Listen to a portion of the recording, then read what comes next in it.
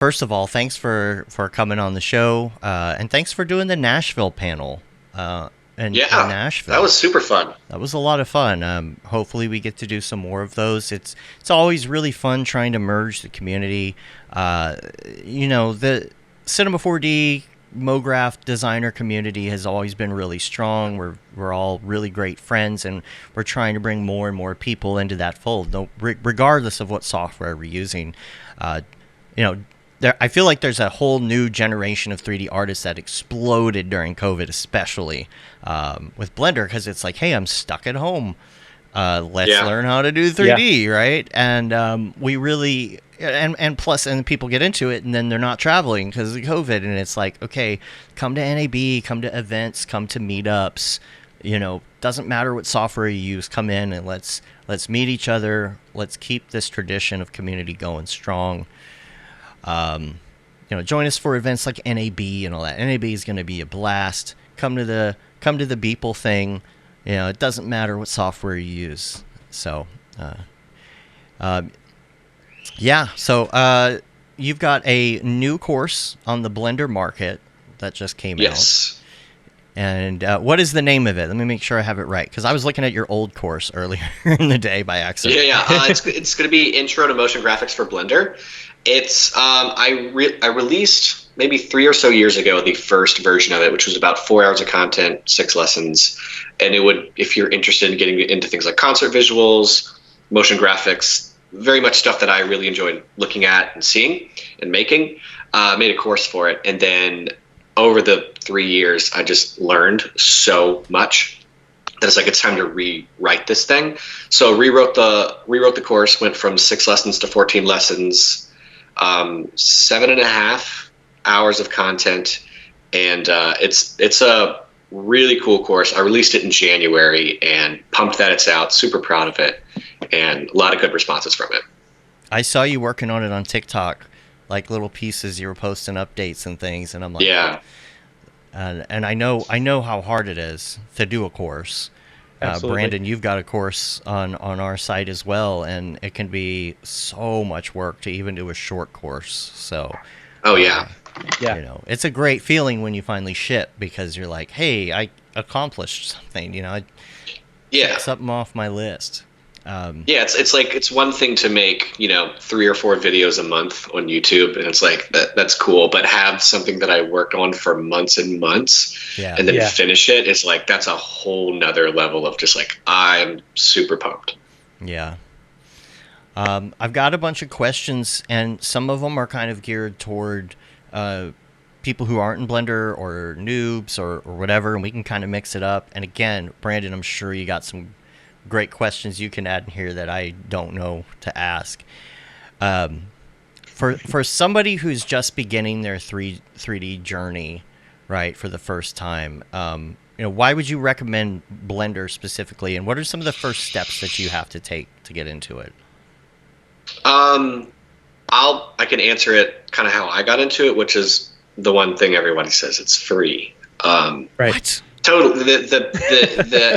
The entry point isn't a $50 Adobe subscription or paying a year subscription to something else. It's just download the thing and watch some tutorials. And that's essentially what I did. I got started because I was using Cinema 4D R20, no R16, but R20 was out at the time. I may or may not have gotten it.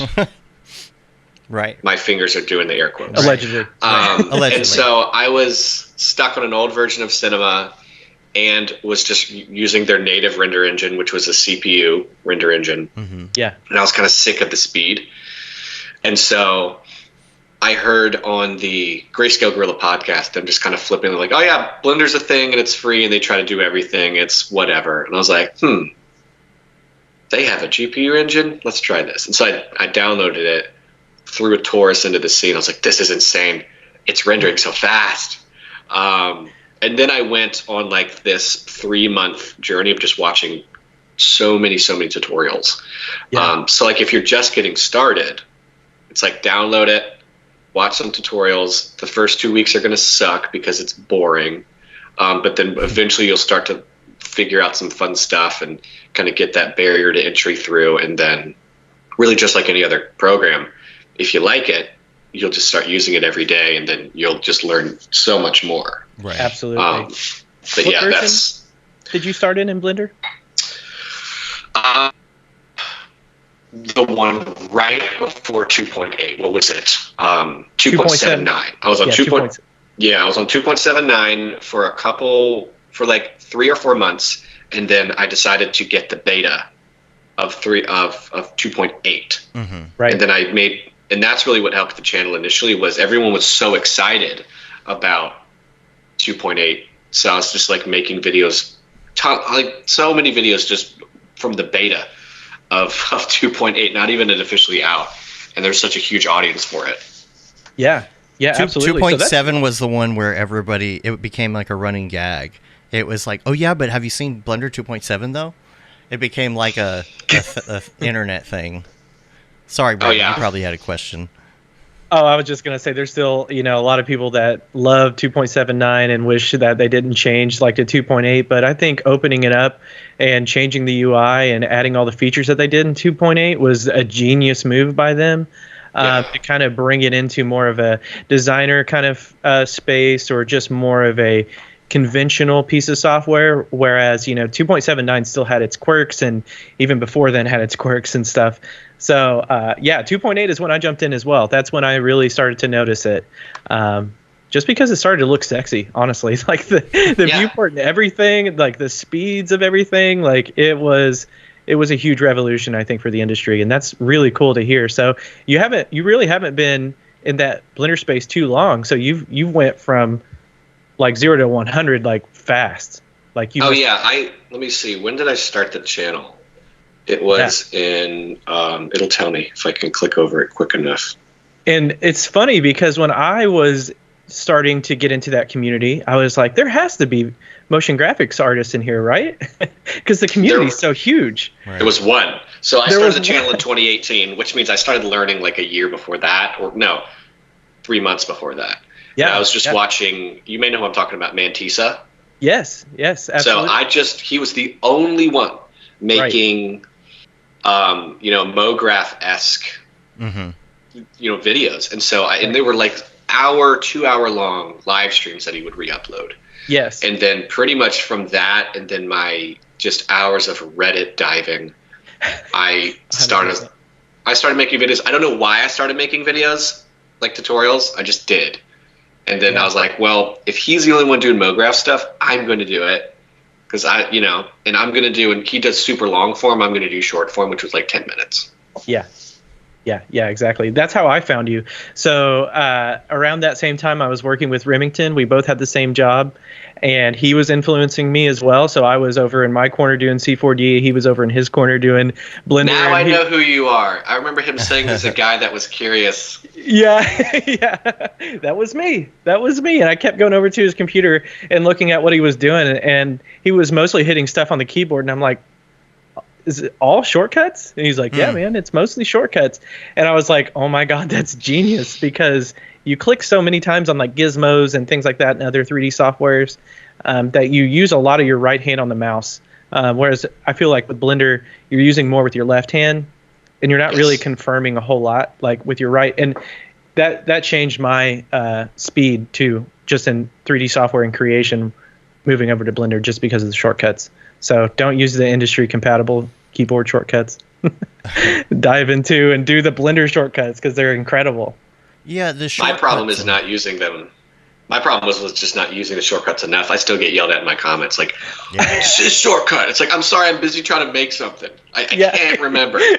That's what I get about Cinema 4D too, because like I know that there's technically like a ton of menus if you hit certain buttons, but like I'm like, where is like the subdivide, invert, blah blah blah, and people are like, oh, just UWTUS, duh. Like I'm like, yeah, okay. Yeah. Those menus I do. Yeah, I'm not a fan. I enjoy like a couple things, UD, or whatever. I mean, there's some things that work, but like, yeah, I mean, that's hard to remember. So yeah, I sympathize with that. It's like, come on, just use the shortcuts. I'm like, yeah, but I'm old. Yeah, no, same here. I've got a question. I'm noticing that in the chat here, somebody's talking about linking and appending system, which again, I don't know any of this stuff. Compared to XRefs, is it similar to XRefs, like a reference system, or no? Oh, okay. XRefs is just like, it's so broken, man. It's yes, so broken. I know. And it's been broken for so long. But I don't know. I kind of stopped every day using C4D, and like when they started switching to the years format, when they drop the R or whatever. Right. But I would say the linking and appending is more in line with Maya's referencing, where it's super solid. Like Nathan, I'd love to hear your take on it, because I use it all the time. I'll just make like an empty shell scene, and I'll start linking other scenes into that shell scene for like client visualizations and things like that. It makes it super fast and easy to like. Yeah, I mean, I don't have much to say, to back off of that, but yeah, absolutely. I append all the time. Yeah. Mostly before I started using the asset browser, I was just appending materials.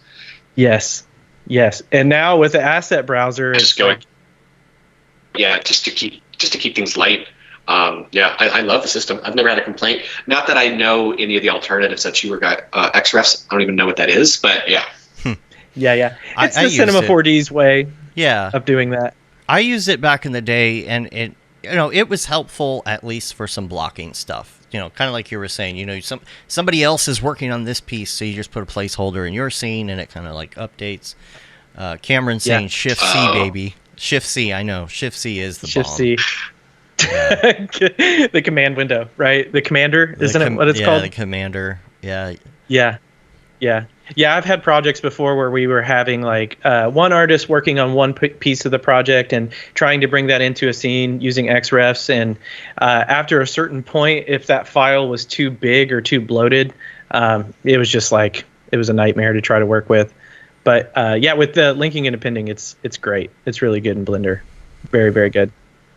The interface, and this might just be for people who are coming from other pieces of software, like standard shortcuts, things like that. I know the interface can be daunting in a way for new users. That's what I always hear when I've opened up Blender. It's like, something else I've got to learn.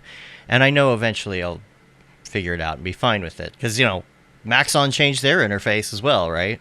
So I like your default cube behind you, by the way. That's real nice.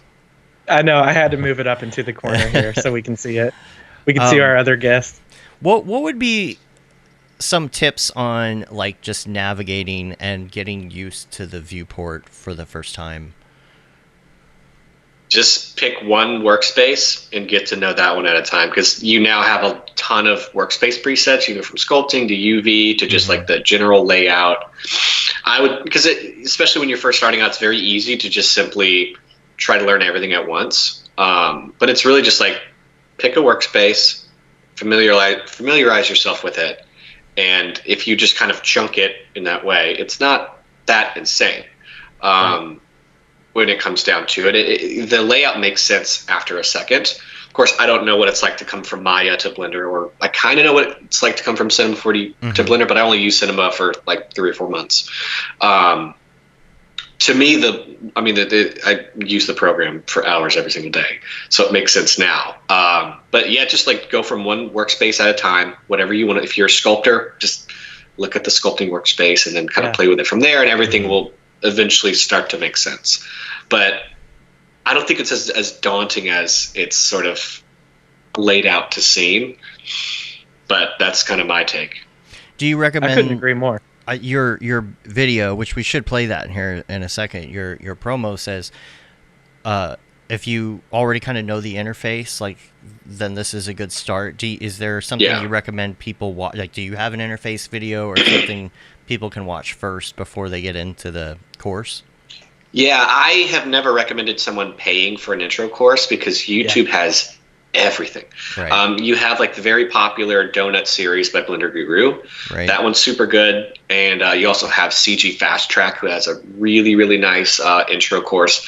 So kind of when it comes to like buying courses, I would never recommend like download Blender, buy a course. Like I would say download Blender, get to know the interface through some YouTube tutorials, and there's just really high quality structured tutorials on YouTube about how even CG Cookie has a really good one that they just released on how to just get to know the interface. Then you can go in and like, all right, let me go get this course, let me go get that course. So I didn't design the course to like handhold you in that sense, because I just kind of assume get to know the interface first before you start deciding how you want to approach learning. Totally. Let's watch the promo video, actually. Check this out.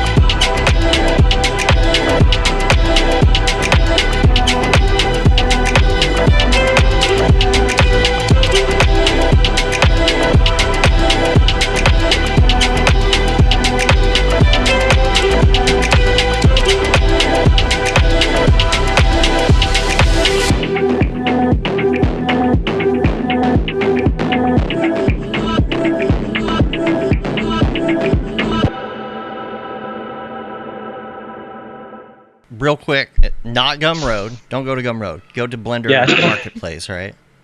Yeah, if you go to ducky3d.com and check it out, there's going to be a button that says Blender Market. Click that. It'll take you right to it. Or just go to Blender Market and look up Intro to Motion Graphics for Blender, and it'll be there. Sean Astrom the course trailer looks beautiful. Yeah, it does. Thank you. Beautiful. It does. Sean Astrom, all of those animations are their own individual lessons. I structured the course to be fun, that which is how I've structured my YouTube channel. You're going to learn how to use Blender, but you're also going to make a really cool animation. So each lesson up to starting at lesson 4, you're going to learn some cool stuff, but you're also going to finish with a really cool loop and tons of geometry node stuff, just like every looping technique I could conjure up in my own work and turned into this course. I got so many questions. What were you going to say, though, Dave? Sean was just talking about Wacom. I guess they really need an option to change the navigation to industry standard, like for the Wacom, but then keep the other stuff normal. Jacob is asking thoughts on AI replacing 3D artists. I don't know if we want to go down that right now. However, a couple weeks ago, we did do the Sora Depression episode. Definitely. Sora Depression. Yeah. Yes. I have my take on it, but we can talk about that later. Do you use something specifically, like if you're doing, because this is motion graphics, right? So like, the Mograph tools in Cinema 4D I've always heard that maybe before there wasn't an equivalent, maybe there is now, maybe there's a plugin. Is there something similar now? There is not really an equivalent. There's a plugin called Animation Nodes that I don't use, just because one, I haven't had the time to get into it, and two, if I can't make videos on it, I can't use it. Geometry Nodes is starting to look like something that I wouldn't say is an equivalent, but is sort of like an alternative to it. With cloning and all that stuff, and when it comes to me making loops and Mograph stuff, I'm always in Geometry Nodes, which Geometry Nodes is a procedural modeling framework where you're just using nodes to connect one node to the next node, and you're building out this thing that has moving parts and individuals and all these separate things connected together, and it's very fun.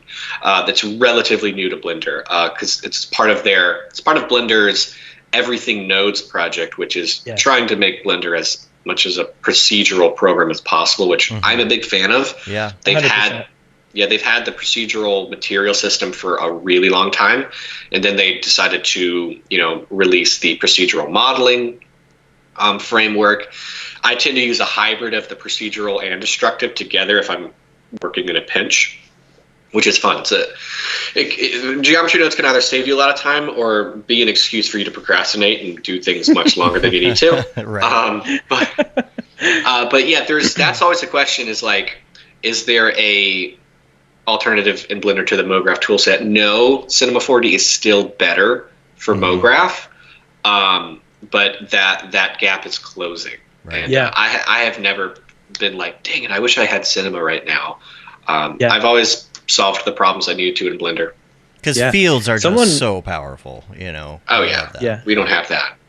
Yeah, if someone wanted to fact check me on that, I think Animation Nodes was made by Jacques. I think his name is Jacques, and I'm pretty sure that's the guy who's leading the charge on Geometry Nodes, which I was looking at the commits today because I stayed right in line with it on 3.6 because I was so into simulation nodes and what that was going to do. So I was like checking every single day on like what the commits were, what he was adding.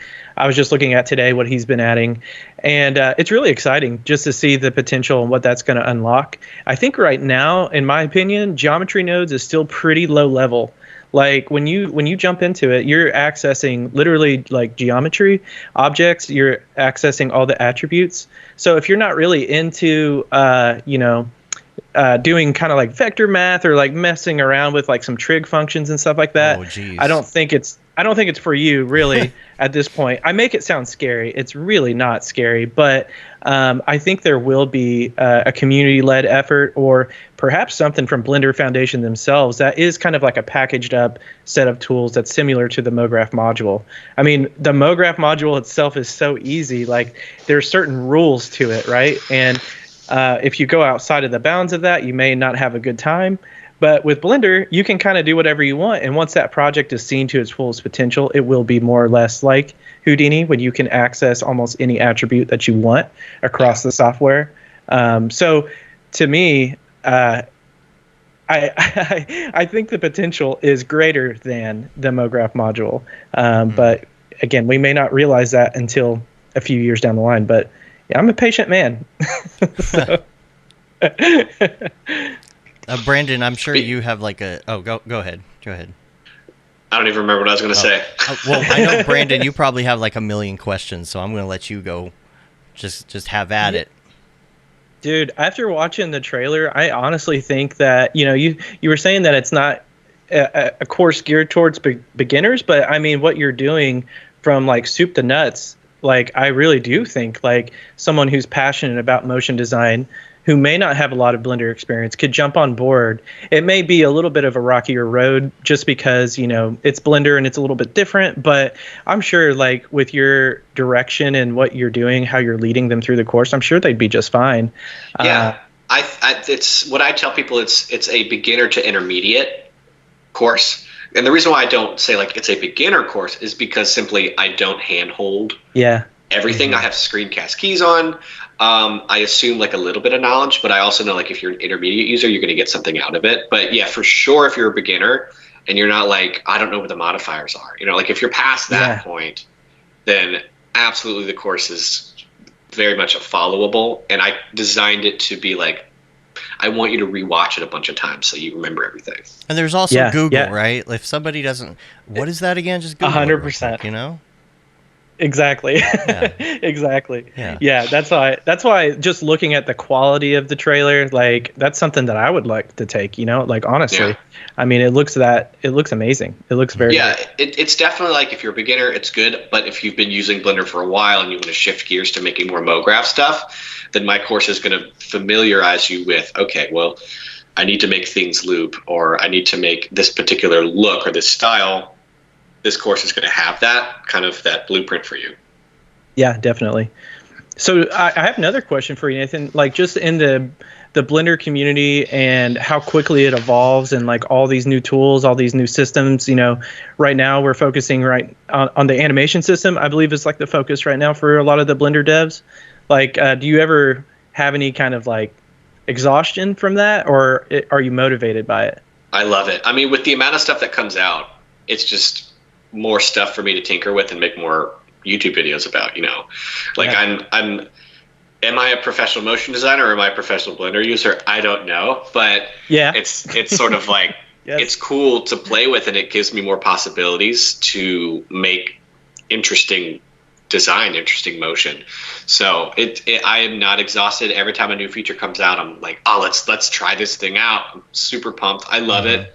Maybe some people might like more, stability, but I wouldn't say it's unstable. It's just like new stuff comes out all the time, and that's just the nature of how Blender is, being open source. You have access to the beta at all times. Every day there's a new, beta release that you can, or alpha release that you can play with. Right.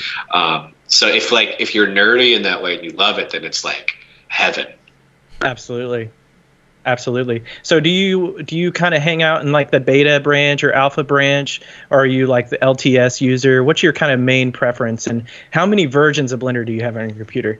I wish I could have an interesting answer for that, but I don't. After 2.8 came out, I stopped downloading betas. And the only time I download a beta now is like remember when the cloth brush came out? Like I was like, I want to try that. But now I have just the official version on my computer. Super boring answer, but it's just I wait for like those really cool beta alpha features to be stable before I make videos on them. I will play with them like when a really cool feature comes out, but the problem is I'm just so busy that to tinker with like animation nodes when it was just coming out was just like, I could either play with this or I can continue writing this next thing, and I end up just writing the next thing or making something for Patreon. So I think if I didn't, I would probably have 7 different versions on my computer, and I'd be like nerding out every day. I just don't have the time. There's some sort of like inverse proportionate graph that has to do with how old you are and what your responsibilities are, and whether or not you're going to try and install an alpha software on your system. Yeah, exactly. It's like, I used to do that. I used to be so into that. I'll install this new thing as soon as it comes out, But yeah, now it's like, oh, new version of Octane? That'll be cool in a year when I install it, So. Oh, yeah. Octane for Blender, by the way, is insanely good right now. They moved it from like they were using the server. You know how like they would do that, like the server plugin, Dave? Are you familiar with that? Yes. You're talking about for Otoy, right? Right. They kind of moved it out of that phase, and it's now like just an actual add-on. They used to have their own build, so you would have to have another version of Blender to access Octane, but now it's just an add-on, and it's more or less extremely efficient, like and free, based on right? some of the on Blender. It's free. Yeah. So that's always a cool thing to check out. I do love Octane. Question. This is from Vernon in the chat. And I was going to ask this actually. Are you doing much client work, or are you strictly doing courses and assets and tutorials, or do you do stuff as well for B2B or contract or whatever? I will do client work like very privately, but in terms of public client work with people I don't know, I don't think I've done that in about 2 years. I used to do client work to kind of subsidize, like I need some income, but I'm starting to do products, I'm starting to do Patreon, I'm starting to do sponsorships. Right. But in a perfect world, which is kind of the world I'm living in now, of sell the products, make enough money from that, and then focus on making just the best educational content to help people learn Blender and learn motion. So I do have some clients that I work with still, but it's very like not something I post about, not something I make public. It's just sort of people that I know and that I really like. And, like I just got connected with a artist, a musician that I've seen for years and years. And I just offered him like, hey, if you need something, I'd be happy to work with you. So that's kind of how it goes. And now we're talking. Client work does keep me very sharp, because sometimes I can't just live in a world of my own ideas. It's good to work with people who are like, I want to do this, I want to do this. I'm like, all right, I'll figure it out. So that does help. So I'll take probably 4 or 5 client gigs a year. That would be kind of a good place for me to exist. Mostly the gigs are just fun or / for people that I really like. Right. And along the render engine discussion as well. Do you have a preferred render engine that you use, like EV Cycles? Right? Yeah, when I was just animating on a laptop, it was Eevee. Mm-hmm. And that was like a big thing. That's kind of what got the channel jump started, was purely Eevee tutorials, because people with lower end computers can follow them. Right. And then I slowly kind of matured into primarily using Cycles, but everything I do is compatible in Eevee. So it's like you have that kind of happy medium. I got you. And it's great going back and forth between the two. It's absolutely fantastic. Because that's the funny story about Eevee, which is their Blender's real-time engine. They have Eevee, which is real-time, kind of like a game engine, but not really. And then you have Cycles, which is their photoreal, awesome engine. And they were designing just a material preview. Like you click it so you can quickly real-time look at your materials. And then they realized, this could be its own standalone engine rather than just a material preview. Mm-hmm. And then they created the Eevee render engine, and then I fell in love with it, because I kind of jokingly called it the Mograph engine for Blender, because a lot of the motion graphics I made did not need to be photoreal. They're motion graphics. Right. A lot of procedural material stuff that glows and da-da-da. And so I was like, oh, thank God for this. I love it, because I could render out 120 frames in like a minute rather than waiting 45 or 30 minutes. That was the hardest lesson for me to learn in the land of render engines. I was so into like path tracing and making sure every single pixel is just photorealistic and is physically correct. But then once you get into that area of work with clients, suddenly it just becomes, if it looks good and it's going to render quickly, awesome. Who's going to know type of thing. And I think Eevee has filled that gap tremendously, like with just the workflow between Cycles and going back to Eevee is super, super good. But I was just looking at the real-time materials that you have on your site. Yes. Can you tell us more about how you started that project and what that's kind of geared towards? Yeah, so real-time materials is my add-on. I'm trying to remember the number. It's about horrible sales. Don't even remember the number. So it's about 300 or so procedural materials. 270. That range from 270. That's a number I need to update. There we go. Oh, okay, cool. It's 290 on Blender Market. It's over 300 now. That I've updated and added a bunch of stuff to it. With just being a one-man band, updating websites can be a hassle. It's you have materials that range from carbon fiber to wood and tons of tiles. You have like your practical stuff, like a whole metal collection, and a bunch of stucco and paints and distressed paints and all that, all entirely procedural. And I made that. The truth is, it sounds like a sales pitch. The truth is, I made it for me, and then I happened to turn it into an add-on that other people can buy. Right. Because these were, I really love procedural materials for their editability. And when I was making stuff, I was always remaking the same materials, and I started just saving them and then reappending them and then giving them away on Patreon. And then eventually, I was like, I want to make some money. So I sold 80. It was a pack of 80. I think like 5 or so years ago, released it wasn't called real-time materials. It's just a pack of 80 materials. And then I was able to get in contact with a developer who can turn all of these into an add-on. So I went on like a 2-month sprint of making material after material after material and all this huge collection.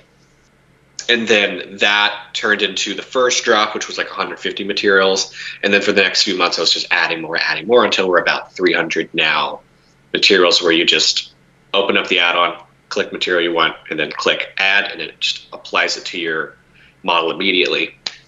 And, still working on some materials for that and adding all. That's a sort of constantly updating product that I really love. That's absolutely, man. That's the best way for plugins to happen. It's something that you make for yourself because you need it, and then you realize, other people would probably want this too. Yeah, because I truly use it every time I'm in Blender. Yeah. Because for tutorials, I know what materials I'm going to make. So rather than making them while I'm working on it. I'll save some time, throw it on there. I already know how to make it, so when I record, I'll make it from scratch when I record. But I need just like a rough surface here. I need a distressed paint here. Pop, pop, pop, and then it works because I'm essentially beta testing the product every single day, so it keeps up to date. And that's a product that is very true to me. It's sort of a perfect product from an artist standpoint. Like if you use it, you like it. So yeah. Yeah, absolutely. And the value too of it is just being able to look at how you made these real-time materials. Like how did you use the procedural settings to craft something that does look photorealistic, or maybe just has that certain appeal to it, Yeah, absolutely. And awesome. What's fun is the way I like structured the whole thing was highly inspired by the same people that told me about Blender in the first place, which was Grayscale Gorilla. And right. Yeah. And which is cool. I'm working with those guys now. They just released sort of Grayscale Gorilla for everybody. Yeah. Including Blender. So I'm releasing 2 tutorials on their channel. Nice. Possibly today, the first one. Nice. And then I guess next week we're going to release the next one. But it's cool to be working with those guys that really very much inspired the way that I run my business today. I'm so happy that they opened everything up. I think that's incredible because they have so much wealth to share in terms of what they've done. Chad and Nick and everyone over there, they're incredible people and artists, and it's just incredible that it's not behind like a certain wall anymore per se. No. It's out there, and everyone can learn from it. It's great. Yeah. From our insider here, Mac Daffy, on Octane, the server is still required for Blender, though, but yes, it works now together with a standard add-on instead of an old Blender build for Octane. Okay. Gotcha. Okay. Cool. Right. Yeah. Yeah. Awesome. What about integration with other apps? Again, C4D guy, so I use like C4D and After Effects. What are some of the programs that you use with Blender and you integrate with Blender on a day-to-day? Do you have things that kind of accompany it well, go with it well? No, I pretty much stay inside of Blender. I don't dive into Unreal or anything like that, nor do I do a necessary amount of sculpting that I would need to use an external program. I keep giving you guys boring answers here, but not at all. Not at all. No, everything I do exists in Blender, and partly because it makes it easier for people when they're learning Blender that they don't have to go outside of Blender to be able to learn how to create animation. Right. That's been sort of the thought process the whole time, is like, how can I make this without needing to get other stuff? And Blender at the point where it is now, you don't really need a whole lot of external programs until you start getting into maybe character animation where you're using Substance, or crazy sculpting where you're going to need other programs like that. Because I am primarily motion graphics animation, it's sort of like I have everything I need. I have the material, procedural material system. I have everything really, and then if I need a sculpt, like I needed to sculpt a rock the other day, and it was very simple. Just pulled up their sculpting system, threw a material on there, done, onward. Mm-hmm. So I haven't really Blender at the point where it is now in the type of work that I like to make. It's very much a one-stop shop. And compositing too, though. Absolutely. Like, yeah, they have a pretty good compositor. I don't use it entirely too much just because the nature of my work doesn't ask for it. So Brandon, you might be able to say something about this. I don't use the compositor entirely too much. When I do need to make color changes or things like that, I throw it into Photoshop or After Effects, just because it is sort of a node-based system, and it has to update. You don't have to do that in Photoshop.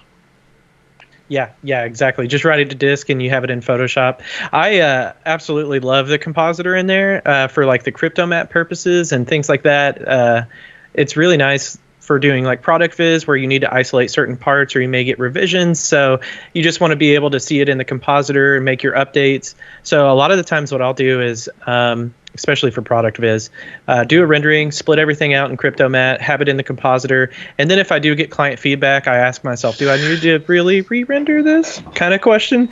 And it's nice to have that availability within the compositor itself. And it's gotten a lot faster over the years since I started using it. And so with the real-time compositor that's in some of the newer versions of Blender, I'm really excited about that. I think they've almost got every single node to appear like as a real-time overlay on the viewport. So yeah, things like bloom and little things that you can do is it's really nice just to have that and see it in real time. That was very much my favorite when I was just starting out with cinema. I just wanted to make stuff that looked cool. So I would see Octane renders, and they had glow in the viewport. I'm like, that looks so sack. Yeah, and then exactly. Now it's overused. I'm so sad. Sack. Yeah, and I was like, that looks awesome. And then never got that in Cycles up until recently. So now I have viewport bloom in Cycles. But it's not the same as Final Render, which is super annoying. It's a completely different thing. We'll get there, but it's Blender seems to be catching up. But the real time compositor is really great. The things that I'm adding in compositing is I like to add noise. I'm adding some glow, maybe some chromatic aberration. Very overdone stuff, but my clients in the past have always wanted it. Right. Exactly. Lens flares, Octane has a bunch of that stuff. They keep adding to it now too, and I love the concept of I want to try and make this as in camera as possible, right? Without maybe the only thing I have to do is like put the image sequence together in After Effects and send it out. I really love that concept. Yeah, absolutely. I think it's really cool to have the render layers in the compositor too. I saw that Sean was talking about Fusion. And I love Fusion as well. I use Fusion all the time. But it's really cool to have like different scenes in Blender, and then be able to have like the different render layers come out of the scenes and do all the compositing there. So like if you had a scene that needed like 2D text, you could do that in one scene. That's the right term, right, Nathan? Like up at the top. Yeah. Just create like a new scene, do like 2D text, and then like bring them together in the compositor. That stuff is pretty neat. That's cool to have there. Yeah. The videos online, like, okay, first of all, I'm gonna ask you, do you have like one or two like favorite tutorials of yours? Like like something, it doesn't matter if they're like a noob or whatever, just overall, they know it, they don't know it. What is your overall favorite tutorial of your own on your site? Let me look at my channel. I have too many. You have a lot. There's a lot to pick from. No. I released a video 2 months ago called music visualizers in Blender, like why making them in 3D is better, and where I was able to take audio and have it react to different moving pieces in Blender. That one was so fun to make. Where like I had a scene where there's light casting on this table and the piece of paper had the waveform on it, and you could make like very cool music visualizers. And then let me think. I'm looking at my videos. Like, which one do I actually think is sick? I think they're all sick. I think the one where it's amazing logo simulation made in Blender, where it had all these spheres that moved to formulate like the image of a logo. That one was fun. Nothing too insane. Oh yeah, that one was really good. I think historically a lot of my favorite ones are ones that I released like 2 years ago when I was just like kind of going insane with making videos all the time. A lot of like the satisfying type animations are really cool, or the stylized alien landscape. Yeah, I'm just going through like I think when Geometry Nodes first came out, I went nuts and made tons and tons of Geometry Nodes tutorials, and those are a lot like that collection of videos is very like near and dear, and I love that. But I don't have like one, because I have over 300 now. No, 459 videos. Like I can't pick a favorite. Good Lord. Yeah, you have so many. I do have a question for you, Nathan. What made you kind of go towards Geometry Nodes instead of like just doing a bunch of things in the modifier stack or finding other ways of doing these animations? What keyed your interest on like geometry nodes? Let me think. When I first started, it kind of was a replacement for the particle system, where I wanted to place a sphere at the edge of every vertice, and then fill that out and make like a plexus style thing or whatever. Yeah. I just found that keeping it all in one space and it being, though, like modifiers aren't non-destructive, but I liked having all the nodes playing around. What I found is it was just a very fun, creative playground. Yeah. Of modeling, and through that, I just made so many cool things. And I even use it as a replacement for the displacement modifier. To where if I needed a plane, I needed to just displace this little poly thing to make it loop around.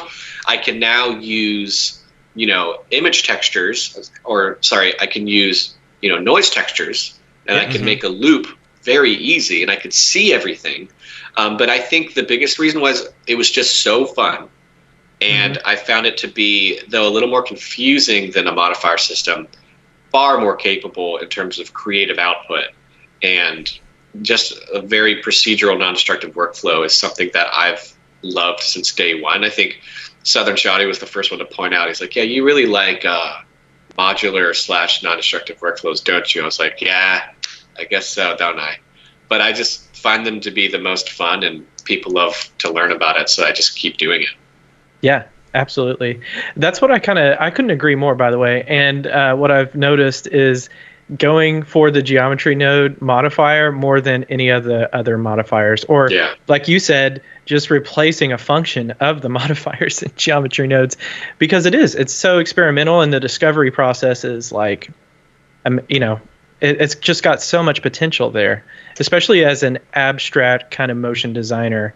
I think you can kind of like feel free to break the rules or plug something in, see what happens.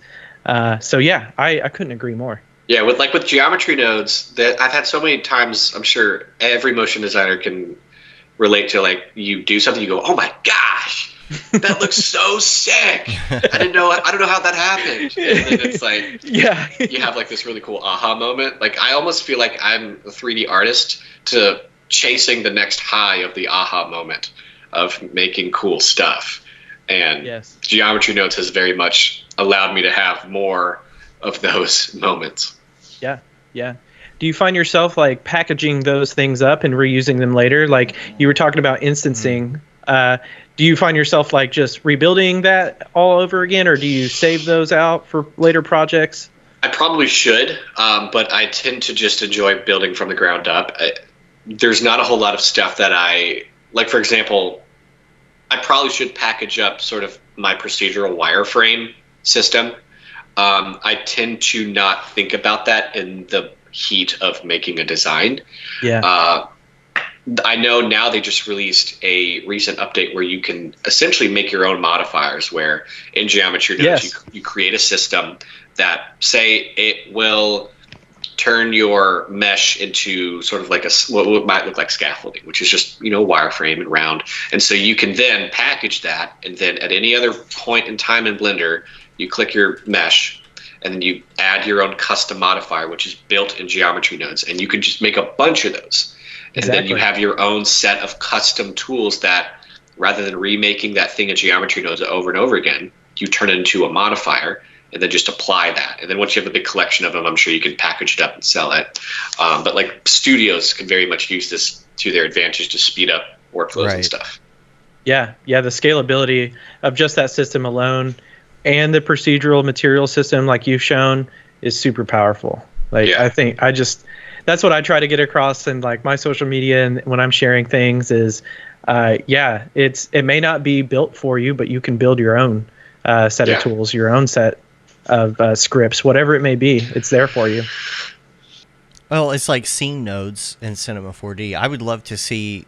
I'd love to see you and Chris Schmidt kind of geek out in kind of the same wavelength on scene nodes versus geometry nodes. It'd be very interesting to see a comparison on that. Scene nodes are amazing, and it's just, it doesn't get a lot of attention, I guess, in cinema. and I'm not sure why. It's really great, and Chris Schmidt has done all sorts of crazy fun stuff with it. So Yeah. I'd like to know a little more about the development process of C nodes and where they see that going. Like, what's their vision for it?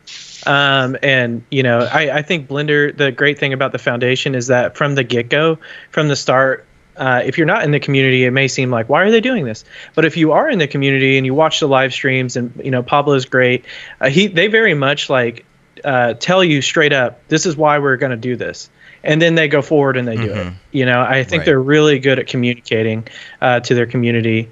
It may be a long-term thing like Geometry Nodes is. It's a very long-term project, but they carefully think about each step of the process. And there has been times where they release updates of Geometry Nodes and they totally backpedal on that. Nathan, what do they do? They call it fields, right? Where you can take one data type and plug it into another data type, and you can see the wire change colors. Do they call it fields? I don't remember what they called it, but they stopped that, right? Yeah, well, they went a certain direction, and then they were like, okay, let's back. The room was going. Oh, no. I'm trying to turn it off, guys. I recognized it. That was funny. I was like, I know that sound. Turn this thing off as we speak. That's hilarious. Yeah. But they had done it a certain way, and then they kind of backpedaled on the design of it, and they were thinking about the users first in that decision, and they were like, well, this doesn't really make sense because it works a certain way in the material editor or the shader editor, and it probably should work a certain way in the Geometry Nodes editor. So some people didn't appreciate a lot of those backpedals, but for me, thinking of the big picture long term, I'm super happy that they did that. I was glad that they stopped the heavy use of attributes in Geometry Nodes. Yes. It just made that when it was like that, I did not use Geometry Nodes. And then when they stopped that, it became far easier to use it. Whereas like attribute here, it was like very heavily attribute. And it was just sort of like not enjoyable to me. And it took a while for me to get it. And then once they stopped it, I was like, yeah. Exactly. God.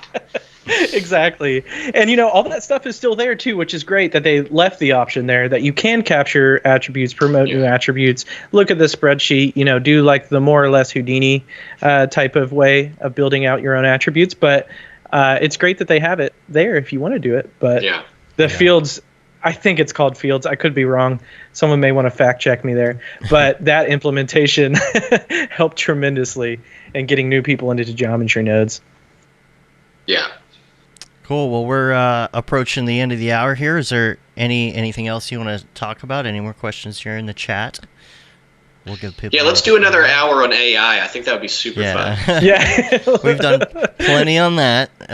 If you want to go check that out. I think it's very important for new users to be able to engage with the community. I'm sure there's plenty of resources online. I'm sure they can talk to you. And we even have Blender channel in our Slack as well, which I think are you in our Slack? Me? Yes. Yeah. Okay. Oh wait, in the Slack? No, not in the Slack. I'm in the Discord. The Discord, see, the Discord we just hang out on video mostly. The channels are there, but like, there's at least 1,500 artists in our Slack channel, and if you're looking for any sort of Blender help, there are plenty of Blender users in there. So so check that out, and I'll send y'all a link if y'all aren't in there already. We'll get that going. So I'm very interested to try Blender when the opportunity arises for me, and I actually I'm not doing things like taxes and other things or client work, and I have a minute to decompress and try and figure out the interface and things. But really, really glad you could come on the show and share with us today. We really appreciate you taking the time. If people want to find you online, what's the best place to get a hold of you? Instagram, Ducky3D, YouTube, Ducky3D, X, Ducky3D. Any of those places, I'm very much there and talking and looking around. So if you want to, and then Ducky3D.com, of course, if you want to reach out. Cool. Check out that course. And then, Brandon, you got a course too? The Unreal course on Mograph.com. I do. Yeah. If you want to get more into ray tracing. we got you covered. Yeah. Cool. All right. Well, thanks again, y'all. We appreciate you taking the time. Check us out at mograph.com, YouTube/Mograph, TikTok, Instagram, all the things, and mograph.com/TV. And that about wraps it up, though. Until next time, I'm Dave. And I'm Brandon. And I'm Nathan. Have a good one. Later, yo.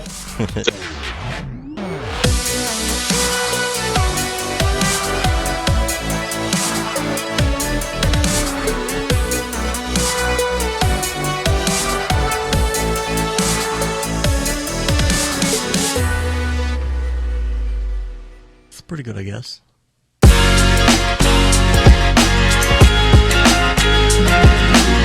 Introducing Mograph TV from Mograph.com, a free motion graphics and animation channel streaming your favorite content and favorite artists 24/7.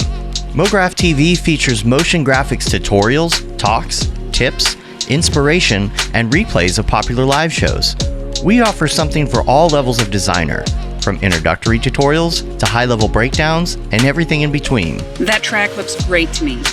Mograph TV features software like Cinema 4D, After Effects, Unreal Engine, What up? third-party plugins, and other 2D and 3D software. We also feature live motion events, short-form clips, crypto art, and even a little photo and video editing. Learn from the people that inspire you most, and stay up to date on all the latest industry news, announcements, and community events.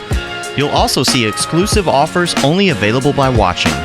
With 3 8-hour blocks each day, you'll be sure to catch everything, no matter what your time zone. Keep it on as a companion to your workday and learn something new. Meet a friend, watch a demo, catch a classic tutorial, or even find new inspiration. That's a British word? A lot of things are British words. Yes, good luck with all your projects. Mograph TV, television for the design community 24/7.